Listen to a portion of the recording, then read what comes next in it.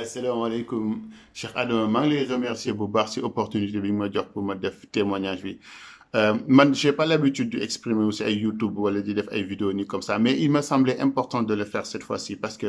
dafay dellu ci benn devoir boo xam ni pour moi c'est un devoir sacré bu ma am d'information à l'endroit du public sénégalais mais aussi à l'endroit de tous les musulmans parce que dama vivre benn expérience extraordinaire boo xam ni loolu ci xewee ci diine l'islam jullit yi dañ ko war a yëg man je m'appelle Babacar Diagne maa ngi juddoo Sénégal fa laa màggee j'habitais à Fenêtre Mermoz yàlla def depuis maintenant plus de 20 ans bientôt 20 ans je vis en France waaw benn jour dama toog sama kër di déglu waxtaanu diine doon ut waxtaanu diine ma tombé ci benn waxtaan bu ñuy woowee les mystères des sept cieux ku ñuy wax Seydi Mohamed et Cheikh def ko bi ma dégloo waxtaan boobu mën naa ne li ma yëg sama ruu keroog man rek maa xam alors si laa toog nag di déglu ay waxtaanam yu bëri ba xam ay jàng xam-xam bu rëy ci ay waxtaanam si ay jàngale moom Seydi Mohamed et Cheikh ma fasanteeg moom kóllëre jàppanteeg moom ñu dem ba ci biir mu def ma xalifaam ma ko si sant di ko ci gërëm mais li ma bëggoon wax foofu mooy gis nga dama en 2000 c'était en 2016 bi may déglu xamanteeg moom en 2017 ma dégg ay nit di wax ci moom yenn wax yu ñaaw yi yenn kàddu yu ñaaw yi di ko critiquer mais réponse am moom ma frappé parce que dafa ne man képp koo xam ne yaa ngi dute ci man Mawlaay Cheikhu Tidiane moom moo ma yónni ci ko moom moo ma yónni jox ma mission kon képp koo xam ne yaa ngi dute ci man jëlal sa kurus nga tëju nga def say salatul fatiha nga laaj Mawlaay Cheikhu Tidiane kan mooy Seydi Mohamed Cheikh est-ce que sa xalifa la ou pas ma xam li nekk si salatul fatiha xam as tuut si Mawlaay Cheikhu Tidiane xam lan mooy tarixa Cheikh may gis ngeen kii ne moom nañ jël kurus tëju def salaatu faate laaj Mawlaay Cheikh moom may kan kii ci dëgg bu wér peng la nekk te loolu képp kuy tijaan de du ma weddi te man dama ko def monsieur John dama jël sama kurus tëju def samay salaatul fatiha gis nga bi ma ko defee li ma gis man Babacar Diagne bi ma gis fa laa jógee ne kii di Mawlaay Seydi Mohamed Cheikh kenn ci kër àddina dootuma tàqali ko moom àdduna ak àlaxira nag sa laa jëlee sama lépp jébbal kooku moo tax bi mu ñu nee moom mission pour mu dox ko il lui faut 2 secrets mu ne benn secret bi Mawlaay Cheikhu Tidiane mu ngi ko denc Fès deuxième secret bi yonent yàlla Muhammad sallallahu alayhi wa sallam mu ngi ko denc Hajar al Aswad mu ne en 2018 mu dem Fès jëli premier secret bi mu ko jëlee bi mu génnee si zawiya Mawlaay Cheikhu Tidiane dafa taw bu métti biir Maabo taw hors saison de pluie vidéo yeeg film yi ñu ngi fi mu ne ñu gis ngeen lii am ni lu similaire dina am bis bu may dem di jëli secret bi nekk si Hajar al Aswad te maa ngi ko war a jëli Hajj 2019 jour Arafat kon maa ngi jox rendez-vous communauté musulmane bi yëpp Hajj 2019 si jour Arafat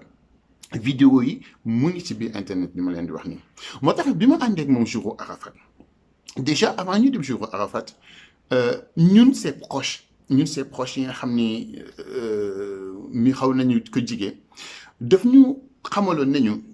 gis ngeen jour Arafat il va se produire une pluie de lumière wax ñu exactement ban heure la pluie de lumière boobu war a am waaw xam nga loolu gën a yéeme parce que def nañ jour Arafat il va se produire une pluie de lumière ba wax ñu ban heure la pluie de lumière boobu war a am moo tax bi ma nekkee ak moom ci moo Arafat ci tàngaay bu métti boobu jékki-jékki pluie de lumière boobu jékki-jékki am na leneen lu si am avant Arafat avant bisu Arafat def nañu jour Arafat ku ma gis ne la woon ni gis nga yonent yàlla Muhammad sallallahu alayhi wa sallam waaw dina am na waxtu boo xam ni bisu Arafat am na waxtu boo xam ni ku ma si gis ne la wóor ne gis nga yonent yàlla Muhammad sallallahu alayhi wa sallam moo tax gis nga bi waxtu boobu bi mu jékki-jékki toog si naaj bu tàng bi di zik jékki-jékki tourné jox ñu loxo ñun ñu nekkoon ci ginnaaw ànd ak moom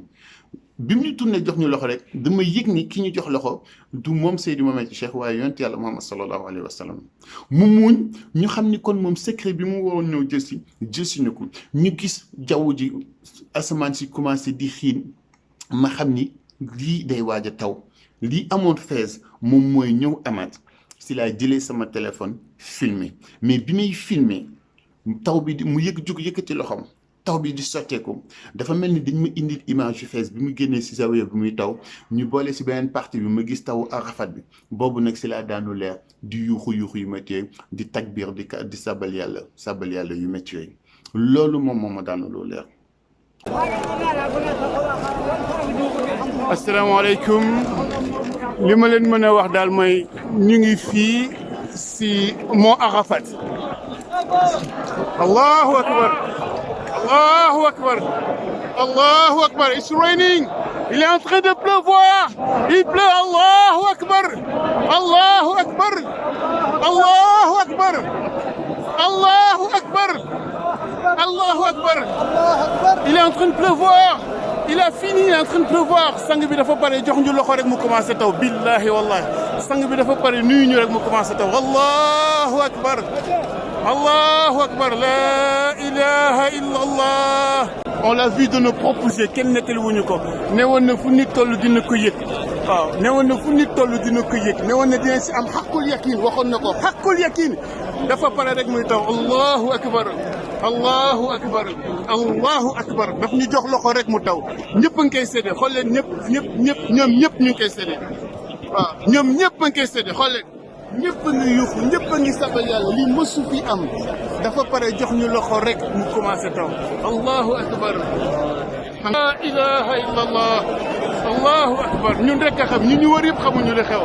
Allahu Akbar. mais gis ngeen Seydi Mouhamed El Cheikh il y a quelque chose de très important lu nit ñi war a xam gis ngeen jour Arafat avant muy dem Makka dafa jox consigne ay taalibeem ne leen jour Arafat lii am xewal la pour àdduna xewal boobu da ngeen ci war a bokk kon yéen samay taalibe ni ngeen tëju jour Arafat ngeen def ku si nekk 1000 salatul fatiha di nga am loo leen yëg si leer dina am loo leen gis si leer gis nga taalibi Seydi Mouhamed El Cheikh yi nga xam ne tëju nañ def 1000 salatul fatiha yi bëri na si ñoo xam ni dañ lay suñ la dee nettali ñoom li ñu dund si mystique danga naan déedéet da ngay waaru si yàlla waaw. ba pare bi loolu amee ba ñu filmer ko pare ñu wàcce si montagne bi toog si suuf noonu mën nañu léegi taw bi bëri na taw bi yàgg na kon fi ñu toll nii nag na taw bi arrêté il est temps que taw bi arrêté. ñu nekkoon moom ak yeneen mbokku taalibe bi mu waxee loolu teguñu si 2 minutes taw bi arrêté man aw ma gisuma lu may jaral may nekk def vidéo di tromper ay musulman ci kër àddina gisuma lu ma ko jaral waaw ku ma xam ni jël vidéo di wax lu dul dëgg ay jullit